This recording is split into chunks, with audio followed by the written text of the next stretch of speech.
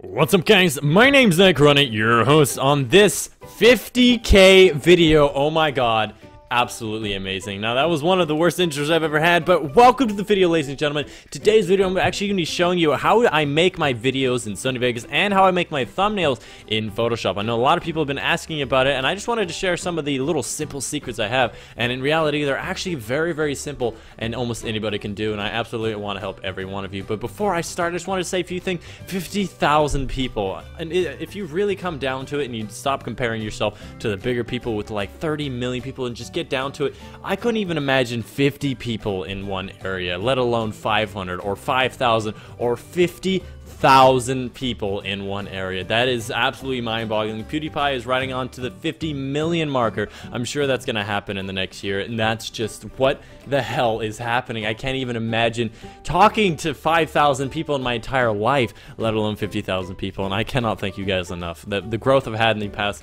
2 months has just been mind-boggling, and I cannot wait until Call of Duty, because I have a feeling that's just gonna be another explosion. But I really can't thank you guys enough, because it's just been such a journey. And before I actually tell you guys about this stuff, I just wanted to say a few things, and I'm also going to be saying a few things at the end, so make sure you stay tuned for that.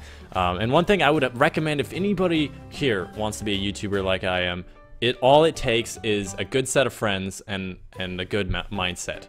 You know, you got to be motivated to do the hard work, and in the end, it's going to take a long time. You're never going to see instant gratification, and when you do, it's going to slouch off. So having a good set of friends really helps you equalize all of that. And what I mean by that is not only friends that help you know knowledge, or friends that help you increase and improve the way you do, friends that also help you laugh, help you smile, help you get socially interactive, and help you keep sane. YouTube is one of the hardest things I've ever done, and the biggest reason is just because you're doing that constant grind. As much as I pride myself in being consistent and making daily episodes and daily videos, I haven't actually missed a day in a really long time. I may have missed a few here and there. It is actually a big stress on the mind, especially doing full-time at school that I am right now. Daily videos are so difficult, and I still manage to put everything out, and it would not be possible if it weren't for my friends. I have a lot of sanity issues to thank my friends for, but first thing I would like to thank All Silence and Tommy. You guys are honestly, just the best people I could have met on YouTube. Not only you the most knowledge people I've ever met, you help improve my videos, and we talk every day, almost every single day, and you're just the best at being the best, and that's super duper awesome, as well as being able to just be my friend and just be in a civilized society and like life. That's just such an amazing thing. And a huge shout out to, of course, Flavor Flaves and people like Scruffy that just help me smile every single day and just keep me sane.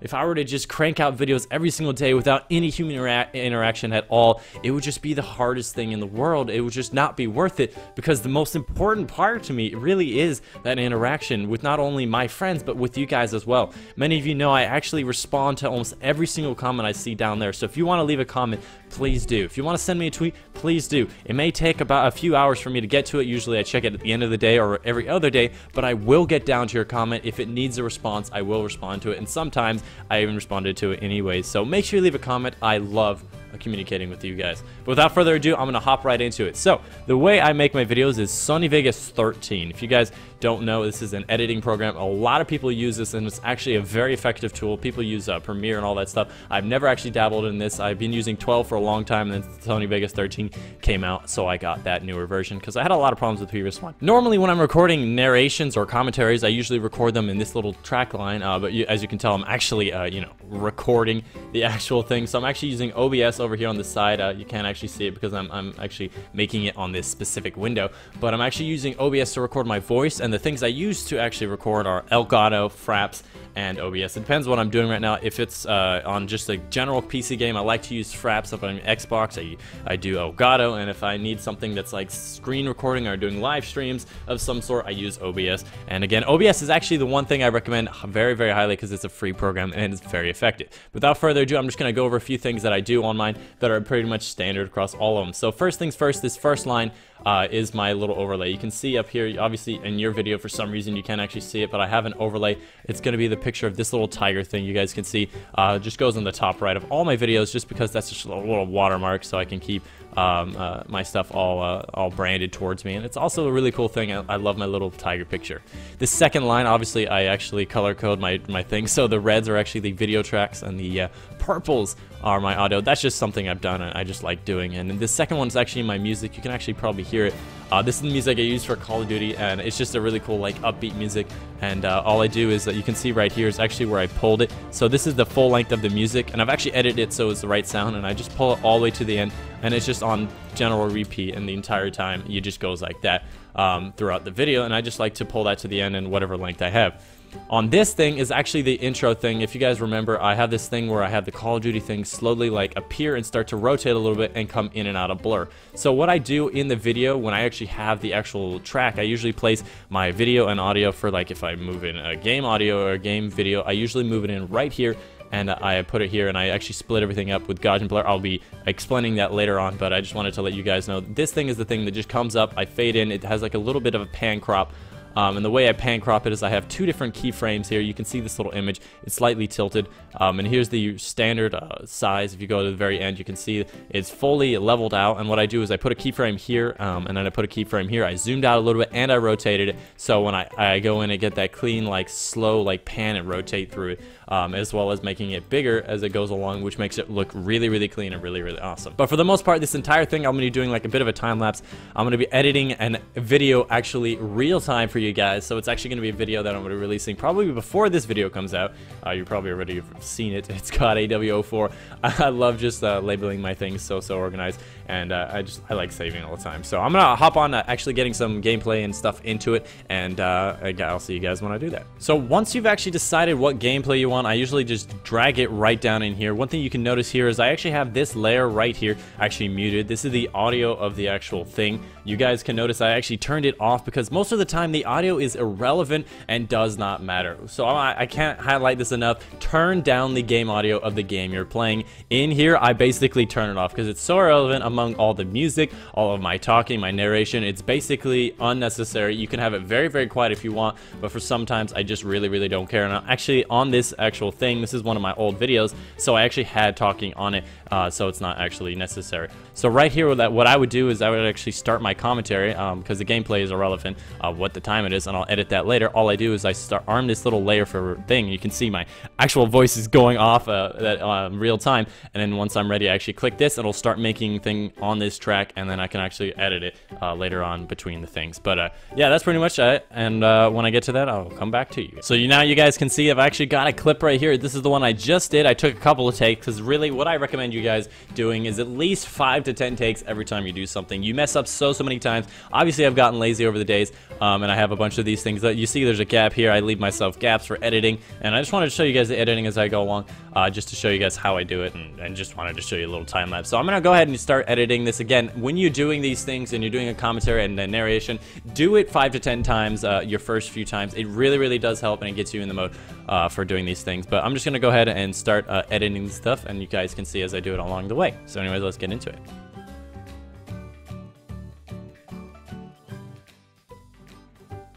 In today's video, I'm going to be showing you the new leaked stuff. The new leaked stuff, ladies and gentlemen. Watch out. That's the reason why you do multiple takes, and why you never try to copy me, because I make the funniest mistakes. But anyways, I'm going to continue.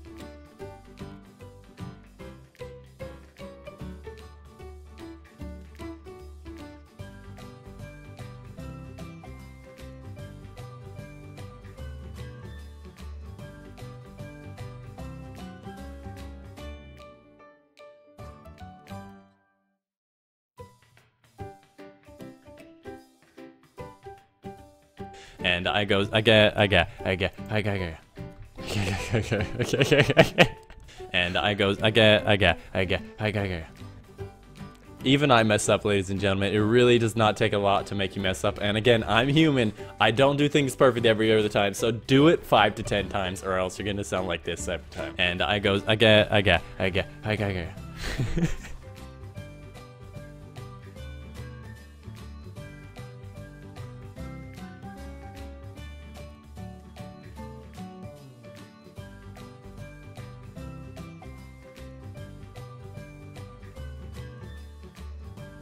Anyways, now that I have my full thing edited and all that stuff, I did add a few things. One thing you can see here is I actually added a marker. If you want to place a marker, all you do is click M, and you can obviously name it and whatever, but I never name them. All they're there for is to tell me exactly where it is. I mentioned something in the video. I needed to put something on screen for it. Obviously, you can't see my little thing up here, but it is a little image of like a tweet. I needed to put it on screen. And again, I put it in this layer. This is where I put all of my image stuff, and that's where everything goes. And when I need to put stuff in here. One thing I'd like to note, by the way, is if you have a bunch of things, if you're doing funny moments or anything, I usually like to add a lot more video and audio tracks, just because it's a lot more important, because you have a bunch of sound effects. You don't want to have it on the same music layer. You want to have multiple layers so you can adjust the volumes for each one of them, as well as different video layers if you need something on top of something.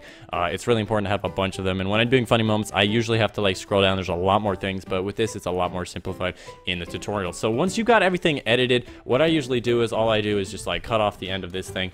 And once I find exactly how long I want it, what I do is I go to the beginning and I do this thing. So I want to guys show you what this thing is that I do. All I do is I split the clip to be exactly the same length as this, and I have to do it every single time because I'm applying an effect to this layer. Now what I do is I actually animate an effect called the Gaussian blur. So I'm going to be selecting this thing here called Sony Gaussian blur. I'm going to add it to the project and hit OK. So what you can't see it, obviously. Ooh, maybe you can see it. I'm not sure. I think the thing just started picking up. But what you can see over here is that it's actually a Gaussian blur. What I like to do is copy it, and what I do is animate it. So these things, little clocks, make it so you animate it a lot of keyframes. All I do is I bring down the beginning to 0.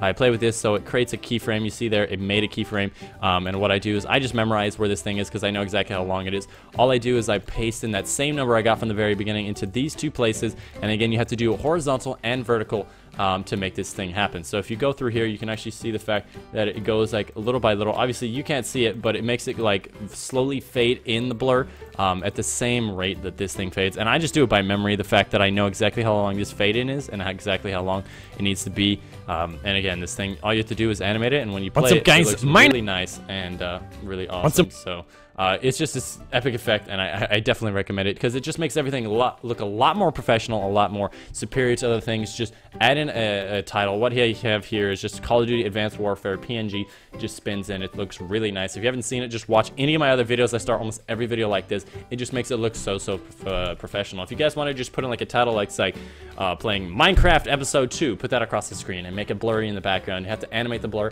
and it looks a lot better. And it's just a very simple intro that you don't have to do a lot of work for, that looks very professional, and it takes up that time where you say, hey, my name's Dychronic, this is the video, and you get into it, and by the time you get to there, you're about 5 seconds or 7 seconds into the video, and that just takes up space that you're gonna have anyways, and it makes it look a lot better. Normally what I do once I get to this point, I used to have an end thing where I had like an end card where I'd be like, check out these previous videos, and then I realized I went an entire 3 months without putting a single annotation, so I just got rid of it because it was pointless. But what I had on my every single video thing, I'd have a bunch of layers like through here, and it would just be a bunch of them. I'm not going to be showing you how to do those in the description. I'm just going to be showing you a very simple way that I have been doing. And one thing I did actually do is I put on this thing that made it solo, just because whenever I'm editing or I'm doing a commentary, I don't want to hear the music in the background. So I just click this on to solo while I'm doing it, but that's not important. I just wanted to show you guys exactly what I do. So what I do is I bring my music and I line up this line right here with the end of the thing. So what I do with my outros nowadays is I just line up this thing with this thing, and I drag this out here, obviously, and then what I do is I find this thing, which is the audio. It's my commentary, and I always go past it. The commentary stays exactly where it is, and I extend everything else a little bit after. Now, this is just a pre-designated amount of time. I think, I'm not sure how long it is. And if you look down here, select, it's about 2 seconds for it to fade out. So I finish talking, and then this thing slowly fades out. I'm just going to mute that. So I click on the thing, and the game just slowly fades out, as well as my little banner and the sound, if there's any sound in the background. So that's just a kind of professional way of doing it, and I just wanted to show you guys how I did that. And that's pretty much it, guys. It's really that simple. I do not take a lot of time to do my thing, and it's not an extremely complicated process. Some of the things are pre-made. Like all I did with this thing is I just dropped it in. I added the little effect, the little fade thing to make it like fade in and out. And I just put it on both sides. And of course the pan crop is a little bit more complicated, but again, it just starts off with a box that looks like this. Obviously you can't see what I'm seeing because the window thing doesn't capture that, but it does start off very, very simple. All you have to do is just play with the box and make it bigger and smaller, and just start. Keyframe is the first frame that you have, is the first thing you see, and the last frame is what it transitions to. So you start small, go big, or starts this rotation, rotates to a different size. And it really is just that simple, guys. I don't do complicated things. I like doing things simple. It also helps me get in and out faster, and I can do like 4 or 5 videos at a time without having to worry about it. Honestly, the part that takes the long time is the time that it takes to render and process to YouTube. After I finish this, all I do is I go to render as, and I render out the video. Obviously you can't see what this thing is either because OBS is a dumb fuck and it records the window, but all I do is I render it out in the general internet HD 1080p, and I start rendering it. Obviously I'm not going to render right now in front of you, but once I finish that, I let it render, and then I'm going to go to the processing on YouTube and making all the metadata and all that stuff. But before that, I'm going to go going into the tutorial of how I do my thumbnails. So without further ado, let's move on to that. Welcome back, ladies and gentlemen, to the thumbnail portion of this video. So this is just a basic template that I have. I'm going to be showing you the things about it, how I make my templates, and how everything works. And many of you probably have been asking yourself how I do the curved corners. First and foremost, the way I do the curved corners is just by taking out this section of the image, this section, and just making it with the same width as YouTube. So in reality, I'm not actually curving the actual box that YouTube has. All I'm doing is using an effect to make it look like it. I obviously have a shadow down here, and all my templates are basically based on the fact that everything is constrained to this little box that I have here, and these little blue lines just tell me where the actual center of this little rectangle inside of here is, and the rest of the time I just do very, very simple things. Once you have a template down, what I recommend is a template. Obviously you don't have to use a template all the time, and you don't have to constrain yourself to using exactly that template, but what I recommend is making some sort of template that you can continue to use and not have to worry about redoing. So there's a couple factors that I have in this thing. You can see over here, the first thing I have is this thing on my folder. So everything I have is in this one folder, obviously without the stupid background that makes it just white. Everything is constrained inside this thing where I have a mask on top of this thing. So what I do is I select this region. If you don't know what a mask is, it basically says where in the image that you can have it. The white means what appears and the black means what disappears. So if I were to disable this layer mask, everything could appear in the image. But if I were to re-enable the mask, it just means that everything that's inside this folder that's in the black zone just doesn't count. So all I can do is I can grab this thing and move it around. It will not appear because it's constrained inside of the box. Now this is a really cool tool because all you have to do is drag and drop images and drop them in there, and that makes it really, really cool. So the basic way you make a mask is very, very simple. If I were to just show you guys with a generic layer, all you do is you make a layer or a folder and you click this button here. This makes a mask, and all you have to do is just make the shape. I use like special things in making shapes. All you have to do is get your paintbrush out and of course change your color to black and just start painting. You can see after I finish painting, there's actually something on the thing, and I can make something that goes across, and you can see this thing here. So if I were to take a paint bucket and I were to like paint this green, you can see exactly where I masked it. But the cool thing about a mask is it's not only deleting. Obviously there's 2 layers of mask on top of it. If I were to move it out of this thing, it would have like a different mask on. I wouldn't worry about this mask, and it would just have this mask. But the thing about this, it's like deleting, but without actually deleting it, because you can actually just disable the layer mask. And another thing that you can do during this thing is to actually bring it back. So if you have, let me just switch, use my hotkeys, D. If you just switch back, you can actually make it so you can bring it back. So if you realize you don't want to delete something, you have to actually select the mask. If you realize you want to bring something back, you can actually bring it back. So that's the black one. If I take the white one, I can actually redraw the image onto the thing, which is a really, really cool thing because it actually eliminates the need for erasing. Whereas in the past, you had to like erase something in Control Z. This actually saves all of the image without losing any of it. So you can actually come back and re-add back to it after you've done it. And that's really the coolest thing about that, and what makes it really, really cool. Other than that, there's really not much more to it. Figure out how you do it. What I made is a shape, a general shape with this little tool here.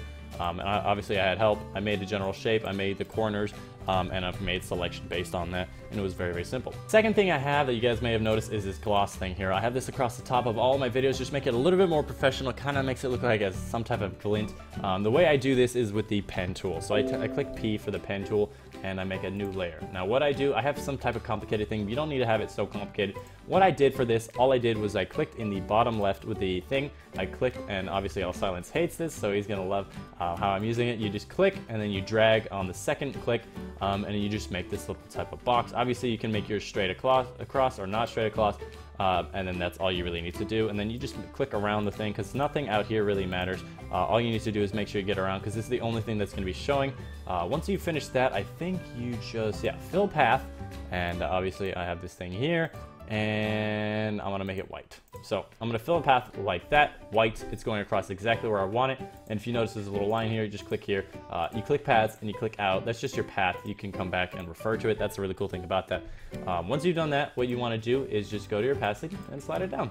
And that will make your little glint effect, the little thing that makes it like it. But if you notice, mine is not exactly the same as this. You can see how it fades. What I did was I used a mask, and of course I used a gradient from black to white. Again, black to white is the only thing the mask deals with, and I made it so it slowly disappears over here, because that's how light usually works and makes it. And that's really complicated. I don't want to go through the details, but all you do is you just switch to your gradient tool. You switch to something that's black and white. And then all you do is you click your mask and you make a new thing, and you can see how this thing shows up here, not as much over here. And again, all you have to do is just do it. I made it spherical, and I just played with it until I found something that I wanted. And that's pretty straightforward in that sense. And lastly, I have this little guy down here. It's very simple. He's just called Tiger 1A. I just moved him in here and put him at the bottom corner. That's just kind of something, my little copyright on my thumbnails. Also makes it look cute, and I really like that. And again, everything else is very, very like changeable. Those are the standard things that I have that I never change. The background is just a black thing. I just have it so I can figure out exactly where my background is, and if I ever have like a PNG and I don't have any background for it, I usually use this. It's kind of like a brush pattern that I made to make it look like water print. That's just something I made randomly, just for fun. Some of my videos or my thumbnails actually have that. If you guys have been around for long enough, you might have seen that before, but that's just how I have it. Now we moved on to this step. Now for my Destiny videos, you never see really a Destiny thing here. What you usually see is actually a Destiny at the top right. With the Call of Duty videos, I like having a Call of Duty Advanced Warfare logo, because it's a very nice logo. I love how they did the logo. The colors are very nice, and making it is very, very easy. What I do here is I usually, when I want to change something, for example, the new video I have is Call of Duty Advanced Warfare Zombies, so I might as well put in that. And you guys probably already seen it. What I like to do at this point is obviously make it bigger. I use Control-T to select it. I make it bigger, and I just try to keep it in the same general area and move it down. What I like to do with the colors is make it so there's very similar color thing. It goes from white to this to that. And of course I have my other color. I think this one, I have this color as well. If I ever wanted to use this, I just have this on standby. And of course I can obviously change the color of this one. But I really like the way this setup is. Sometimes I move it towards the center. Sometimes I have it in the side. It really depends what kind of picture I have in that image. Real quickly, before I move on, I have a Destiny thumbnail. I just wanted to show you exactly this thing. So with the Destiny thumbnail, everything is pretty much the same, except for I have the logo here at the top right at all times, and all of my images, obviously this is yellow, everything is in the center, and this is just a previous thumbnail I have. Obviously I change everything I do, but for the Destiny thumbnails, I move everything in the center for the most part. As obviously you guys can tell, this isn't in the center, and that bugs me. But I guess I just did that for the image, and that's all there is to it. But going back to Call of Duty Advanced Warfare 1, I just wanted to show you guys how I did it. Usually what I do here is I drag an image into it, so I'm just going to quickly grab my image. Let me just quickly go to my desktop. It's a very, very, very dirty desktop, and move in an image. All you have to do in Photoshop to move in an image is just drag it in and drop it. Because this is a zombies thing, I just like to move it in and move it down here. This is the best place that I like to have it, just because of the fact that it is what it is. I like to put it down below everything.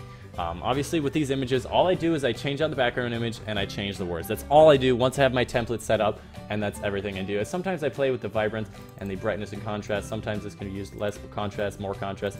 I usually like having a high contrast and maybe a little bit more brightness for this, and this is all just playing exactly how you want to do it. With this kind of green, I don't really like having these things too green. You don't want to have things too saturated that don't look good. That doesn't look good at all. So what I like to do, vibrance and saturation, they're very different things. I'm not exactly sure how it works. Saturation just makes the color that is there very, very saturated and very nice. Vibrant just makes like the colors just kind of like glow a little bit more. I don't know how to describe it, but they are separate, and I like to deal with them separately. And as for a video, this is pretty much an end result. All I would do is save it as a JPEG and be finished with it.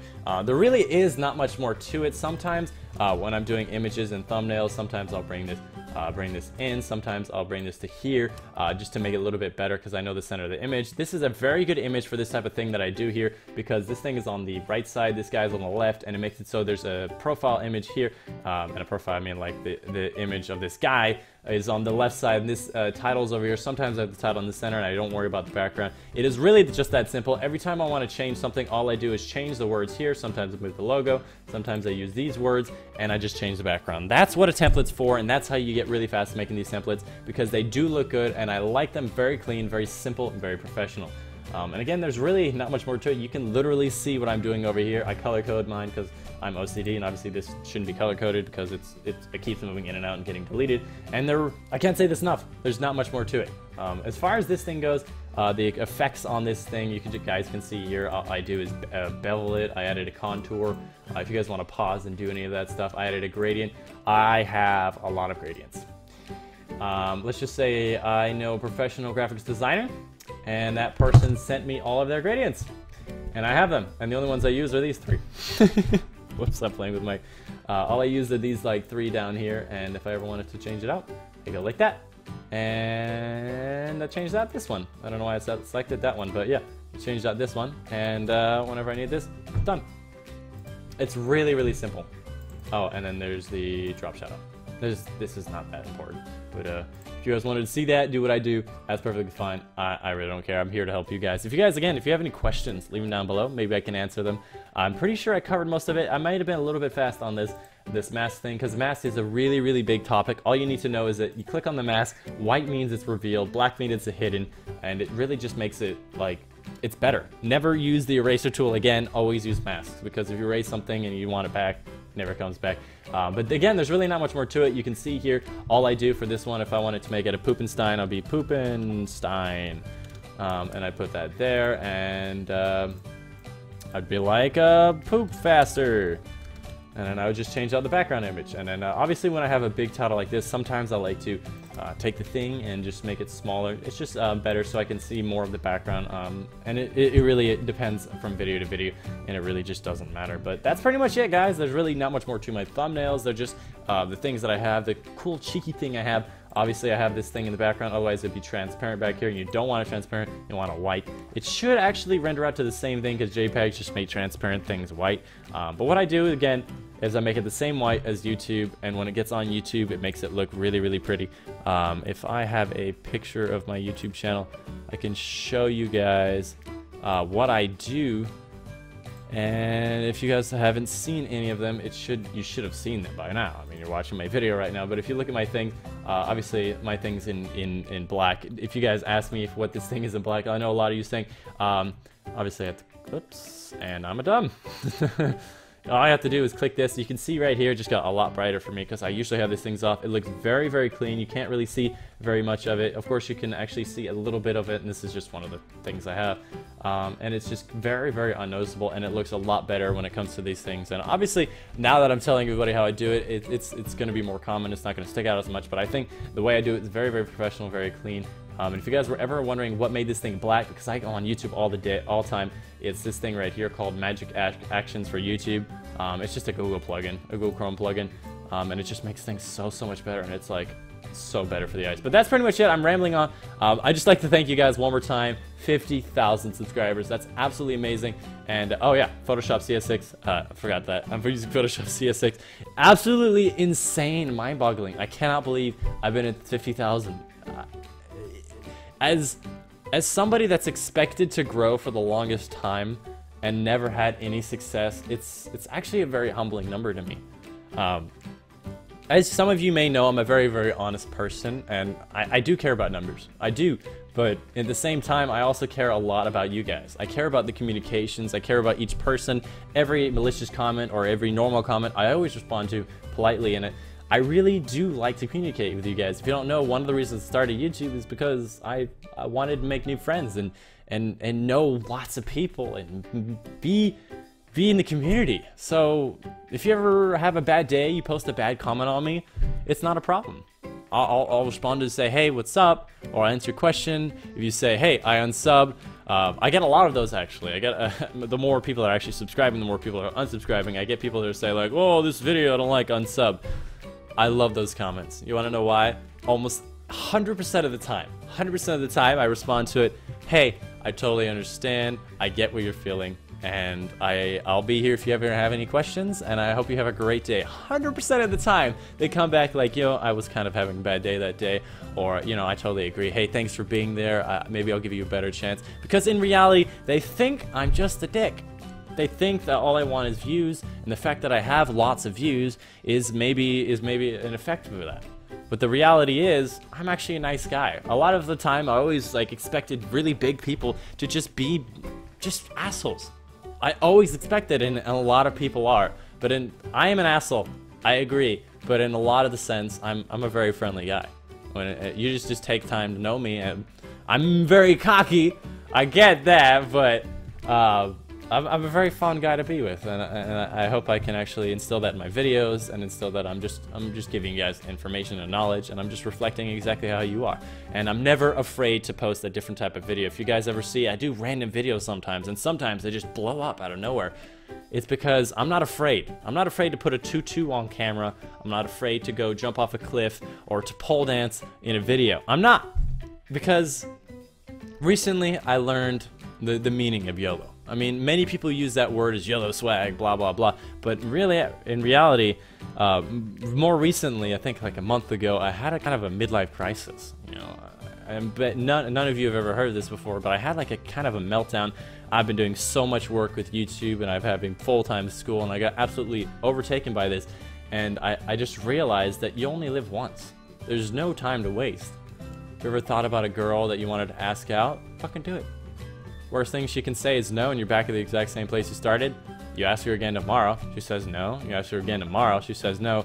Guaranteed eventually, she might say yes, or she might inquire. Because consistency is key, my friend. When you want those things, it's really not that hard. All you have to do is try it. The more and more you get yourself to do things, the more and more it gets easy. And I highly recommend it. As a person that's very afraid of social interaction in real life, I've actually conquered a lot of my fears. And the fact that I had this midlife crisis is a very, very beneficial thing. Because in reality, YOLO. You only live once. Make the most of it. And with this YouTube thing, I'm pursuing my dream job. And I have the ability to do that because of what I believe in and the friends that I have. And the fact that I want to work hard, post consistent daily videos on relevant topics is the reason I'm growing, and any one of you guys out there can make it. And I know this video is going to be a really long video, but I really, really want to stress on the fact that any one of you can be in my shoes. And I'm not saying that just to make you inspired and to like this video. I'm not. I'm saying this in reality. I went 2 years to get to the point I am now. The first 6 months, I got 80 subscribers. I had nothing. More recently, I had 2,000 subscribers subscribe to me in 1 day. And I posted basically every single day since the first day. I know what it's like to get nowhere in life. I've had people that are not growing as fast right now that are complaining to me saying, hey, I'm not growing, how are you doing it? And I keep telling them, I went 6 months, 180 days with 80 subscribers. You're not doing bad. I was doing bad. I have fecked up and I have failed almost every single thing there can be in YouTube. And if you guys want to tell me that you can't do YouTube, it's because it's in your head. What you need to do is find some good friends, maybe on YouTube, maybe not on YouTube, and just start doing it. Look at what other people are doing and do what they do. You see somebody post a video on a certain topic, oh, I should cover something like that. Oh, that's a cool thing, it's a new topic. Oh, that's a new game. Do what they do, you know, fake it till you make it. Obviously, copying is kind of like a kind of scary zone, but in reality, there's so many copiers around there. It really doesn't matter. Copy somebody until you make it. And that really is my biggest recommendation among consistency and good thumbnails. Just continually do it, and you will make it.